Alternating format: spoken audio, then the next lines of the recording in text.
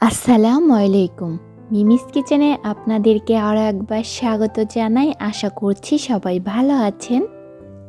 শীত মানেই কিন্তু পিঠাপুলির আয়োজন, আর আমাদের এই অঞ্চলে শীতের এই সিজনটাতে এই রেসিপিটা কিন্তু সবাই ঘরে ঘরেই তৈরি করে থাকেন।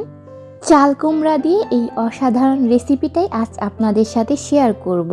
আশা করছি আজকের এই রেসিপি আপনাদের কাছে ভালো লাগবে এবং সহজও লাগবে। যারা আমার চাল কুমড়ো দিয়ে মোরব্বা তৈরির রেসিপিটা স্কিপ করেছেন তারা অবশ্যই এই রেসিপিটা দেখার আগে সেই রেসিপিটা দেখে নেবেন, এতে করে আপনাদের রেসিপি বোঝার খুবই সহজ হবে। তাহলে চলুন কথা না বাড়িয়ে রেসিপিতেই চলে যাই। এই হাঁড়িতে মোরব্বাটা তৈরি করেছিলাম, ওই হাঁড়িতে আমি দিয়ে দিচ্ছি 2 লিটার পরিমাণ তরল দুধ। আপনারা চাইলে কিন্তু গুঁড়া দুধটাও ব্যবহার করতে পারেন।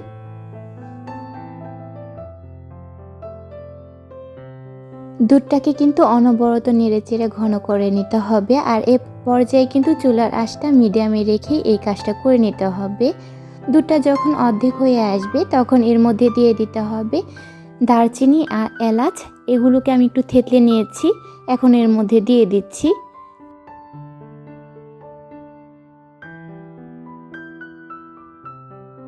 দুধটা জাল হতে থাক, আর এইদিকে আমি একটা মিশ্রণ তৈরি করে নিয়েছি। এখানে আমি 1 মুঠের মতো পোলার চাল ভিজিয়ে নিয়েছিলাম। চালগুলোকে ভালো করে ধুয়ে এখন এগুলোকে একটু ব্লেন্ড করে নিচ্ছি। আর অবশ্যই এটাকে পুরোপুরি পেস্ট করে নেওয়া যাবে না, এই আধা ভাঙার মতোই করে নিয়েছি। এখন এগুলোকে ভালো করে নেড়েচেড়ে ওই দুধের মিশ্রণে এগুলোকে দিয়ে দিচ্ছি।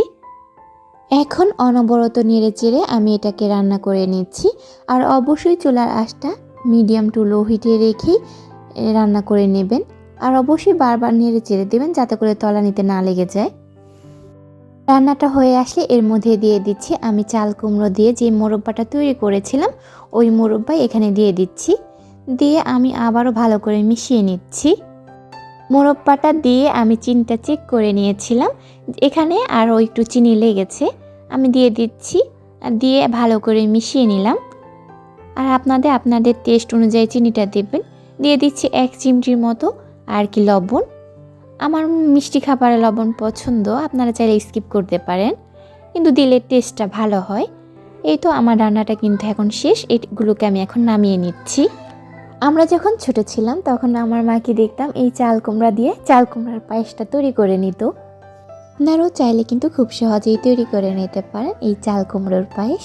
যাই হোক, আজকের রেসিপিটা কেমন হলো সেটা অবশ্যই কমেন্ট করে জানাতে ভুলবেন না। সবাই ভালো থাকবেন, সুস্থ থাকবেন।